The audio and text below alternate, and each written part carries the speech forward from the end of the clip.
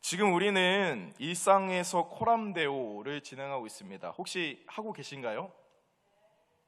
할렐루야. 네, 일상에서 코람데오를 지금 진행하고 있는데요. 일상에서 코람데오 실천은 총 3가지 내용을 가지고 있습니다. 그래서 하루에 신약 13장 읽기, 개인 기도 제목 집중하여서 기도하기, 그리고 마지막으로 태신자를 품고 기도하기입니다. 오늘도 제가 새벽 운행 이렇게 모셔다 드리면서 권사님들께서 서로 이제 성경 읽는 거 어떻냐, 13장 읽는 거 힘들지 않냐, 막 이런 말씀들 많이 하시더라고요. 그러면서 열심히 성경을 읽고 계신 것 같습니다. 근데 여러분, 이 3가지 운동이기 때문에 그런 성경 읽기 외에도 개인 기도 제목, 그리고 태신자를 품고 기도하기, 이것들이 다 이루어져야 한다는 사실입니다. 우리는 말씀 운동, 기도 운동, 열매 운동을 이렇게 매일 실천하고 있는데요. 오늘은 이 3가지 운동 중에 태신자를 품고 기도하는 열매 운동, 즉 전도에 대해서 말씀을 나누려고 합니다. 우리는 누군가를 전도하기 위해서 많은 것들을 투자하고 준비합니다. 태신자들을 위해 많은 시간과 노력을 들이고, 또 좋은 관계를 맺기 위해서, 이 태신자와 좋은 관계를 맺기 위해서 식사 약속을 잡거나 또 선물을 준비하기도 합니다. 정말 이 태신자라는 이름에 걸맞게 곧 태어날 아기를 품듯이 이렇게 정성을 다해서 살살 달래가면서 전도 대상자를 돌봐주는 것입니다. 이런 전도 대상자들을 품는 이 전도자들은, 그 헌신은 마치 태중의 아기를 품은 어머니처럼 아름답습니다. 저희가 베이비 샤워를 했지만 그 임신하고 아이를 품고 있는 어머니의 모습이 너무나도 아름답지 않습니까? 마치 그 모습처럼 이 전도자들도, 태신자를 품은 전도자들도 그렇게 아름다운 일들을 행합니다. 그런데 가끔 보면 태신자를 정성껏 돌봐주고 좋은 관계를 맺고 있지만 태신자가 하나님을 영접하는 이 열매가 맺어지는 단계로 넘어가지 못하는 경우를 많이 봅니다. 태신자를 품기만 하고 잉태하지 못하는 것이죠. 태신자를 품었는데 열매가 맺어지지 않는 것은 전도에 있어서 우리가 결정적인 부분을 놓치고 있기 때문입니다. 오늘 하나님의 말씀을 통해 태신자를 잉태하기 위해 정말 필요한 것이 무엇인지 살펴보기 원합니다. 그래서 태중에 품은, 그 정성껏 품은 태신자가 하나님을 영접하는 놀라운 역사가 일어나기 원합니다. 할렐루야. 우리가 태신자를 위해 투자하는 많은 시간과 노력, 식사 자리, 또 선물, 이런 것들 외에 더 결정적으로 전도에 필요한, 열매를 맺기에 필요한 것은 무엇일까요? 오늘 총 3가지로 짧게 살펴보고자 합니다. 그 첫 번째 필요한 것은 바로 성령의 능력입니다. 성령의 능력. 성경은 오늘 본문 4절부터 5절 말씀에 이렇게 말씀하고 있습니다. 함께 읽도록 하겠습니다. 시작. 내 말과 내 전도함이 설득력 있는 지혜의 말로 하지 아니하고 다만 성령의 나타나심과 능력으로 하여 너희 믿음이 사람의 지혜에 있지 아니하고 다만 하나님의 능력에 있게 하려 하였노라. 아멘. 오직 성령의 능력으로만 전도의 열매를 맺을 수 있음을 믿습니다. 태신자를 만나 아무리 잘해주고 사람적인 방법으로 아무리 좋은 관계를 유지하더라도 이 성령의 능력이 없으면 결국에 열매를 맺을 수가 없습니다. 우리는 흔히 전도하라고 하면 전도하기 앞서서 크게 2가지 질문에 서게 됩니다. 첫 번째는 누구를 전도할까? 대상에 대해서 생각을 해보게 되고, 그 2번째는 어떻게 전도할까? 방법에 대해서 생각하게 됩니다. 아마 일상에서 코람데오를 지금 실천하고 계신 성도님이시라면 아마 이미 누구를 전도할까? 어떻게 전도할까? 이런 고민들을 하고 계실 것입니다. 물론 전도에 있어서 누구를 전도할지 대상을 삼고, 그리고 어떻게 전도해 나가야 할까 고민하는 것은 매우 중요합니다. 그러나 누구를 어떻게, 이것 이전에 절대 놓치지 말아야 하는 것이 바로 성령의 능력입니다. 전도의 열매를 위해서는 성령의 능력이 꼭 필요합니다. 이것은 전도에 대해 성경이 증거하고 있는 말씀입니다. 여러분, 전도는 상황에 따라서 또 형편에 따라서 다양한 방법으로 이루어집니다. 하지만 모든 전도가 한 곳으로 마지막에는 귀결되게 되는데요. 그것은 바로 예수님에 대해서, 그리고 복음에 대해서, 교회에 대해서, 십자가의 보혈에 대해서 말해야 될 때가 온다는 것입니다. 아무리 좋은 관계만 이제 나랑도 좋은 사람이고 관계도 너무 좋고 친해졌고 이제 얘기하면 귀여울 것 같은데 이런 마음을 가지기도 하지만 한편으로는 결국에 언젠가는 예수 그리스도께서 너를 위해 돌아가셨어, 이런 복음을 전해야 될 때가 반드시 온다는 것입니다. 성경은 그렇게 복음에 대해서 직접적으로 전해야 될 때, 불신자가 신자로 돌아서게 될 때 세상의 지혜나 화려한 말이 아닌 성령의 능력이 필요하다고 말씀하고 있습니다. 한 명의 불신자를 믿음의 사람으로 바꾸는 일은 세상의 지혜나 사람의 말재주로 할 수 없습니다. 오직 성령의 능력으로만 가능한 것입니다. 이 성령의 능력은 태신자뿐만 아니라 이 복음을 전하는 전도자에게도 반드시 필요합니다. 여러분, 만약에 성령의 능력이 없다면 전도자는 처음부터 전도하고자 하는 생각을 하지 않을 것입니다. 우리가 지금 일상에서 코람 대화하면서 태신자를 품고 기도합시다, 그리고 우리 아까 구호도 외쳤지만 전도합시다 하면서도 마음속으로 귀찮은데 전도해야 될까? 이런 마음들을 하게 되는 것이죠. 성령의 능력으로 내 마음이 변화되지 않으면 전도하라고 해도, 전도하라고 아무리 외쳐도 전도하기 힘듭니다. 그 발걸음조차 옮기기가 어렵다는 것이죠. 우리가 전도를 하려면 먼저 우리가 성령님이 우리 마음속에 들어오셔야 되고 영혼을 사랑하는 마음을 주셔야 합니다. 그리고 한 영혼 한 영혼을 불쌍히 여김으로써 저 영혼을 살려야겠다라는 생각이 들게 하십니다. 성령이 내 마음속에 들어오시면 매일매일 똑같은 일상이 조금씩 변화되기 시작합니다. 그냥 지나치던 사람들이 전도 대상자로 보이게 되고, 매일 출근하던 길에 그냥 지나치던 도움이 필요한 사람들도, 또 아니면 평소 같으면 무시하고 지나갔을 사람들도 도와주고 싶은 마음이 생기고 한번 말을 걸어보고 싶어집니다. 예수 믿습니까? 교회 다니십니까? 물어보고 싶어지는 것이죠. 성령님께서 우리의 마음속에 들어오시면 한 영혼 한 영혼 귀중하게 여기게 하시고 복음을 전하고자 하는 마음도 허락해 주시는 것입니다. 그렇게 성령의 능력과 도우심으로 복음을 전했을 때 성령님이 태신자의 마음속에 들어가셔서 심령을 변화시키시고 믿음을 주셔서 믿지 않던 것들이 믿어지고 완강했던 마음들이 풀어지고 하나님을 주로 고백하는 하나님의 백성으로 바뀌게 되는 것입니다. 그러므로 우리는 성령의 능력과 도움이 없이는 전도할 수 없습니다. 만약 성령님의 능력을 의지하지 않고 그저 오늘 본문에 나온 것처럼 세상의 지혜나 나의 탁월한 설득력이나 그런 것들로 전도하려고 한다면 처음에 전도자가 오는 것 같고 전도가 잘 이루어지는 것 같지만 영혼의 근본적인 변화, 거듭남을 기대할 수가 없습니다. 태신자를 어떻게 해서든 잘 달래서 예배당에 와서 앉혀놓을 수는 있습니다. 그래서 중고등부 같은 경우에 예를 들어서 아이패드 건다 이런 식으로 해서 줄 테니까 와라, 선물 주니까 와라, 맛있는 거 있다, 어떻게 해서든 예배당에 와서 앉혀놓을 수는 있지만 정말로 예배당 의자만 데피고 가고 그냥 믿음은 없고 그냥 사람들이 좋아서 오고 이런 경우로 남게 된다는 것이죠. 열매를 맺지 못하게 된다는 것입니다. 성경은 데살로니가전서 1장 4절부터 5절 말씀에 이렇게 말씀하고 있습니다. 함께 읽겠습니다. 시작. 하나님의 사랑하심을 받은 형제들아, 너희를 택하심을 아노라. 이는 우리의 복음이 너희에게 말로만 이른 것이 아니라 또한 능력과 성령과 큰 확신으로 된 것임이라. 우리가 너희 가운데 너희를 위하여 어떤 사람이 된 것은 너희가 아는 바와 같으니라. 아멘. 성경은 데살로니가 교회 형제들에게 너희는 택하심을 얻었음을 알고 있다라고 말하면서 그들이 택하심을 받았다고 확신하는 이유를 5절에서 설명하고 있습니다. 성경이 말하고 있는 이유는 우리가 전한 복음이 너에게 말로만 이른 것이 아니라 또한 능력과 성령과 큰 확신으로 된 것이기 때문이다 라고 말씀하고 있습니다. 성경은 복음이 단순히 사람의 말로 화려한 언변으로 타고난 설득력으로 전해지는 것이 아니라 성령의 능력으로 큰 확신에 이르게 되었을 때 확실하게 전해진다고 분명히 말씀하고 있습니다. 우리 모두 성령의 능력으로 전도하고 열매를 맺기 원합니다. 할렐루야. 오직 성령의 능력으로 의지하여 전도합시다. 그럴 때 성령님께서 태신자의 마음속에 들어가 믿음을 주시고 죄인 되었던 이전 모습들을 회개하며 버리고 하나님의 백성으로 돌아오는 놀라운 역사를 보여주시리로 믿습니다. 그렇다면 우리가 어떻게, 무엇으로 이 성령의 능력을 의지할 수 있을까요? 그것은 바로 기도입니다. 기도.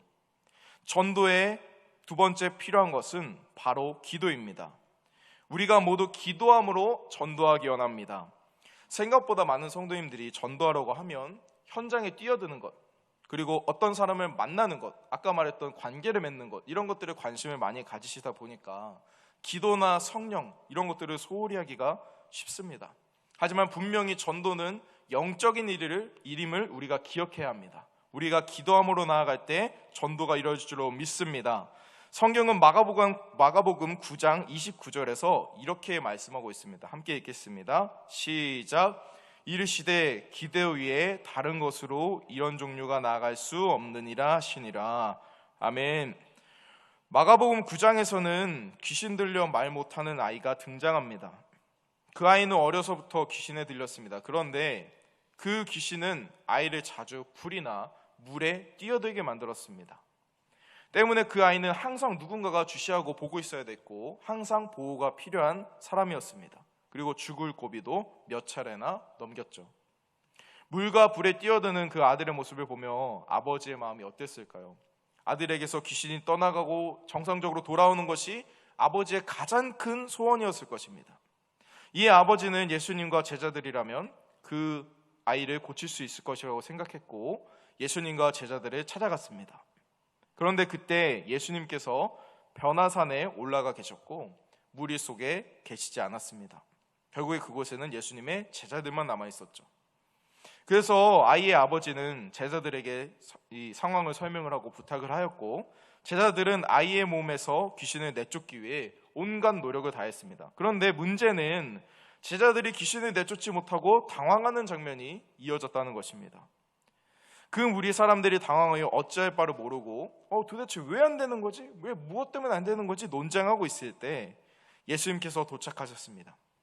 그리고 예수님께서는 제자들의 믿음 없음을 꾸짖으시고 이미 한 번 실패로 뭔가 잘 안 됐잖아요. 그래서 의심이 많아진 이 아버지에게 할 수 있거든이 무슨 말이냐? 믿는 자에게는 능치 못한 일이 없느니라 이렇게 말씀하시고 아이에게서 귀신이 떠나가도록 명령하셨습니다. 그랬더니 제자들은 아무리 노력해도 해결하지 못했던 그 귀신이 떠나가는 능력이 나타났습니다. 이후에 예수님과 제자들이 집에 돌아왔을 때 제자들이 예수님께 물어보죠. 우리가 어찌하여서 능히 이 귀신을 쫓아내지 못했습니까? 사실 예수님이 명령한 것처럼 제자들이 하지 않았겠습니까? 귀신아 떠나가라! 분명히 외쳤을 텐데 예수님과 제자들이 다른 점이 있었다는 것입니다. 그것이 바로 기도였던 것이죠. 예수님께서 기도 외에 다른 것으로는 이런 유가 나갈 수 없느니라 라고 말씀하셨습니다. 예수님께서도 성령의 능력을 보이실 때 기도 외에는 불가능하다고 말씀하고 계신 것입니다. 예수님께서 기도하시고 안수하심으로 성령의 능력이 나타난 것입니다. 우리가 성경 곳곳에서 발견할 수 있듯이 예수님은 항상 기도하셨습니다. 이런 많은 무리들과 대면하시다가도 조용한 곳에 홀로 나가셔서 기도하셨습니다. 기도하심으로 귀신 들린 아이가 낫고 앉은 뱅이가 일어나고 죽은 자가 살아나고 병든 자가 치유함을 받게 된 것입니다. 우리도 기도하는 가운데 성령의 능력을 경험하게 될 줄로 믿습니다. 우리가 기도함으로 성령의 능력을 간구하고 예수 그리스도의 십자가를 전할 때 이 불신자는 예수 그리스도를 믿게 됩니다. 그리고 더러운 죄는 예수 그리스도의 보혈로 덮음 바 되고 영적 치유함을 경험하게 되는 것입니다. 이 세상 모든 사람들은 아담과 하와의 불순종으로 인해 원죄를 가지고 태어나게 되었습니다. 그로 인해 하나님과의 관계가 깨어지고 끊어지고 인간은 계속되는 죄악의 굴레 속에서 돌면서 살게 되었습니다. 멸망으로 지옥으로 향해 달려가고 있었던 것이죠. 그런데 하나님께서는 이 세상을 사랑하시고 죄인인 우리를 불쌍히 여기셨습니다. 그래서 죄가 없으신 독생자 예수 그리스도를 아낌없이 이 땅에 보내주시고 우리 대신 십자가를 달려 죽게 하셨습니다. 그리고 누구든지 예수 그리스도의 십자가를 믿는 자는 멸망치 않고 영생을 얻게 해주셨습니다. 예수 그리스도의 십자가 사건을 듣고 흘린 보혈을 믿는 자마다 죄의 문제가 해결되고 영원한 하나님의 나라에 갈 수 있게 된 것입니다.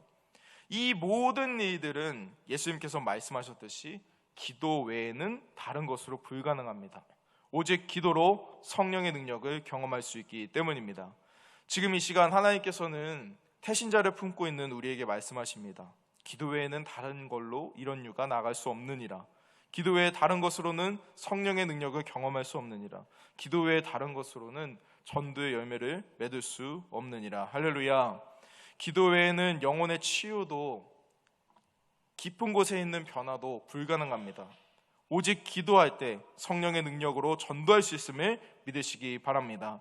특별히 이번 일상에서 코람 대회를 통해서 성경 읽기뿐만 아니라 태신자를 위한 기도의 자리를 회복하기 원합니다.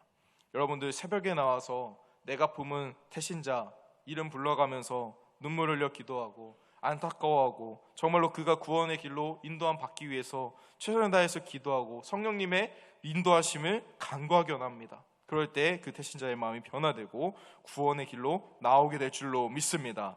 우리가 전도할 때 마지막으로 기억해야 할 세 번째는 모든 상황 속에서 전도해야 한다는 것입니다. 모든 상황 속에서 전도해야 한다. 우리는 때와 장소를 가리지 않고 전도에 힘써야 합니다. 오늘 본문 3절 말씀에 보면 바울이 이렇게 말씀하고 있습니다. 내가 너희 가운데 거할 때에 약하며 두려워하며 심히 떨었노라. 왜 바울이 고린도 지역에 거할 때 두려워하고 심히 떨었을까요? 이 사건은 사도행전 18장에서 언급하고 있습니다.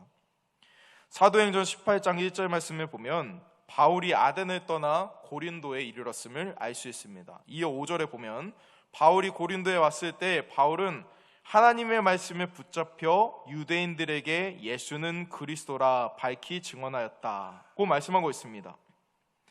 예수는 그리스도시다.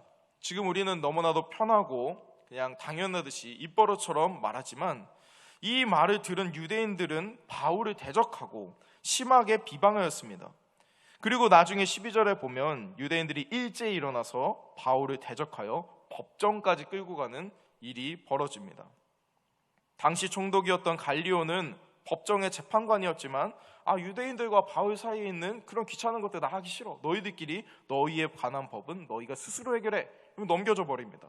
법정에서 쫓아내지고 사람들의 비방과 고통과 그런 핍박들을 받게 된 것이죠.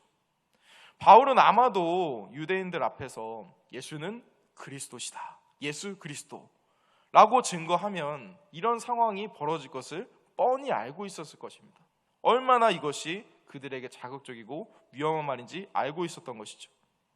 그래서 오늘 본문 말씀처럼 고린도에 거하는 중에 두려워 심히 떨었던 것입니다. 이렇게 전도할 수 없을 것 같은 상황에서도 바울은 예수 그리스도의 복음을 증거했습니다. 어떻게 보면 한편으로 무모해 보일 수 있는 상황 속에서도 그는 두렵고 떨리는 순간에도 복음을 전했다는 사실입니다. 바울이 그렇게 목숨도 아까워하지 않고 모든 상황 속에서 복음을 전할 수 있었던 것은 이 바울이 담대하거나 뭔가 담력이 세서가 아니었습니다. 바울이 복음을 전할 수 있었던 것은 하나님의 말씀에 붙들림 받았기 때문입니다. 사도행전 18장 9절에서 10절 말씀에 보면 하나님께서 환상 중에 바울에게 나타나셨습니다. 그리고 이렇게 말씀하셨습니다. 함께 읽겠습니다. 밤에 주께서 환상 가운데 바울에게 말씀하시되 두려워하지 말며 침묵하지 말고 말하라. 내가 너와 함께 있음에 어떤 사람도 너를 대적하여 해롭게 할 자가 없을 것이니 이는 이성 중에 내 백성이 많음이라 하시더라. 아멘. 바울은 다른 것이 아니라 하나님의 말씀, 하나님의 명령에 붙들림 받아 그 말씀에 믿음으로 순종했습니다. 결과적으로 바울은 생명이 위태로운 상황 속에서도 자신의 신변이 위험한 상황에서도 하나님의 말씀을 의지하여 전도하게 된 것입니다. 여러분, 이외에도 성경에 예수 그리스도의 복음을 전파하라는 어느 때나 전파하라는 말씀들이 너무나도 많습니다. 오늘 세 부분의 말씀을 함께 쭉 읽을 텐데요. 마태복음 28장입니다. 함께 읽도록 하겠습니다. 시작.